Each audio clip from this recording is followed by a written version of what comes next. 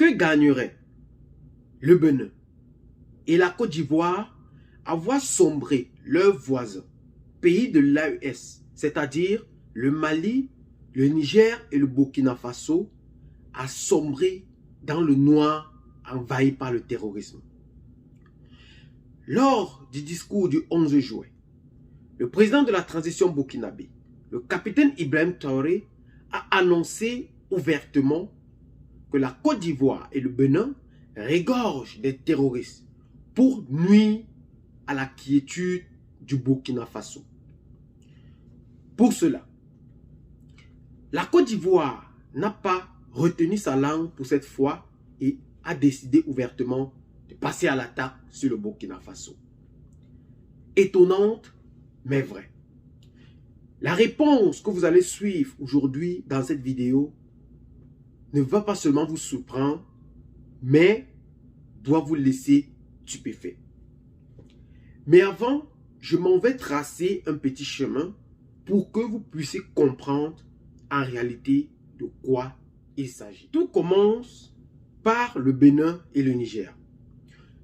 Le Niger accuse ouvertement son voisin le Bénin de régorger des bases françaises qui entraînent des terroristes vouloir attaquer et déstabiliser le nouveau gouvernement en place.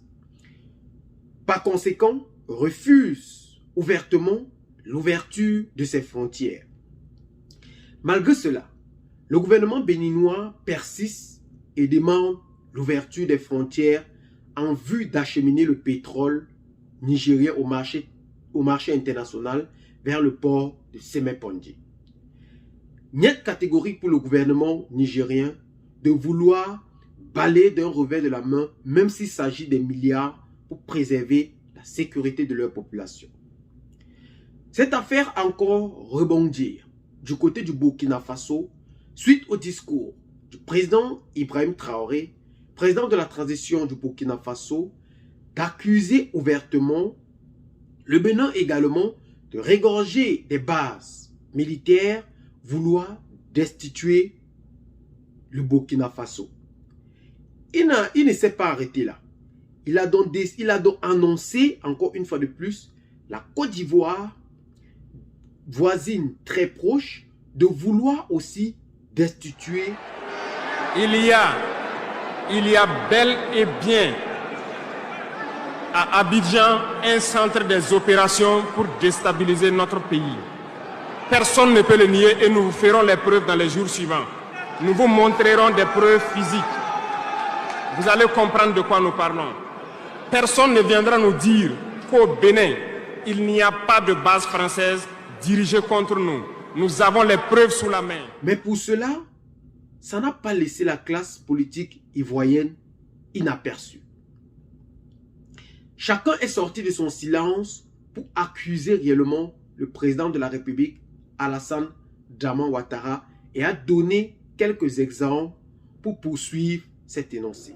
Le silence qu'observe ce gouvernement face à des accusations aussi graves.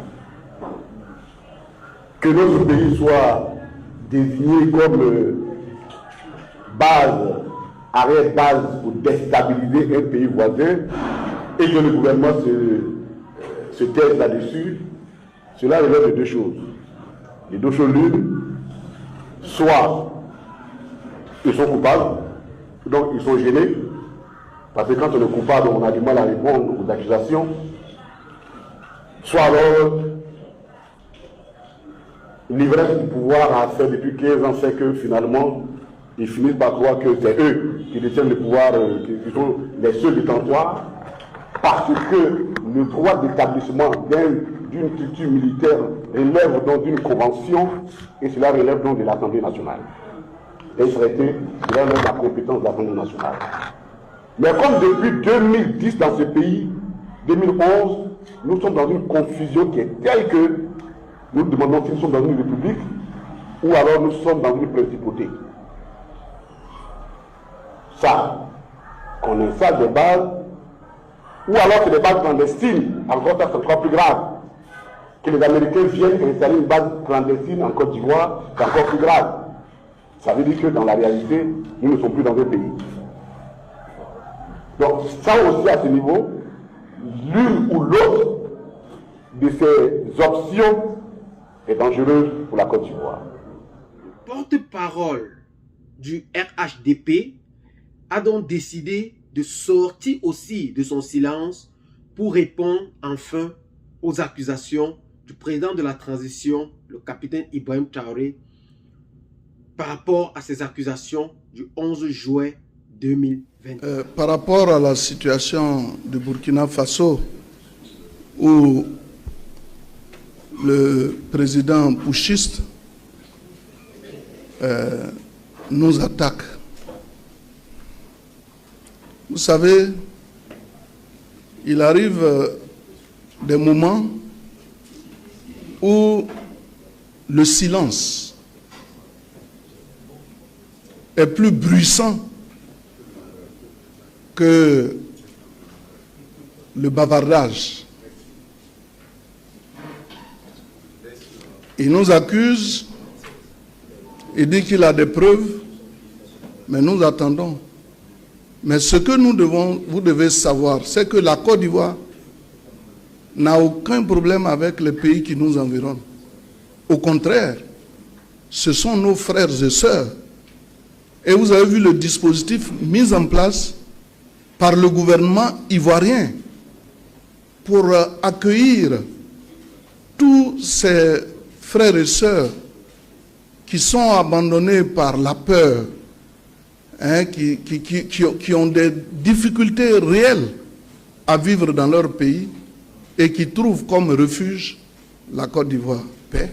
Et nous entendons nous engager dans la voie de la paix, prier pour ce pays afin que la paix revienne et qu'il y ait des élections sur la base, bien sûr, de la notion de démocratie et qu'on en finisse avec les coups d'État. En tout cas, c'est notre souhait. Bien écouter le discours du porte-parole du RHDP. La Côte d'Ivoire n'a aucun problème avec les pays qui nous environnent. Au contraire, ce sont nos frères et sœurs.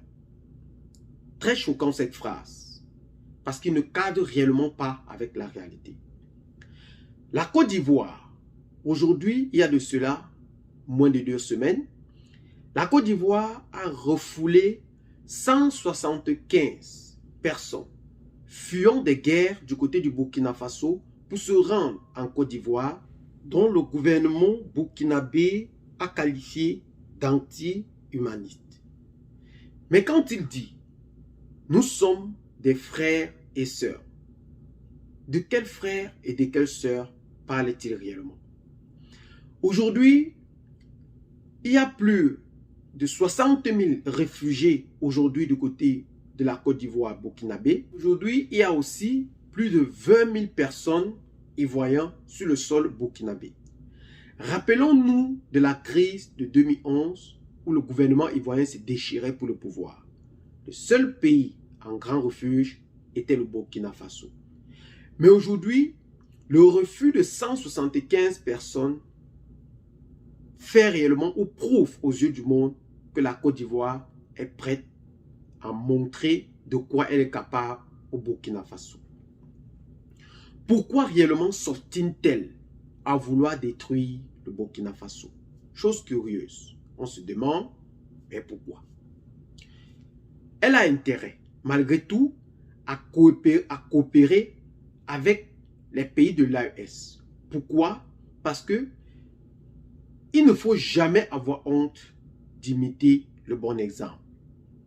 L'humilité précède la gloire. Hier, la CEDEAO prônait ou avait pour ambition de renforcer l'économie des peuples ouest-africains. Mais nous connaissons réellement tout ce qui se passe et c'est plutôt retourné vers des ambitions politiques.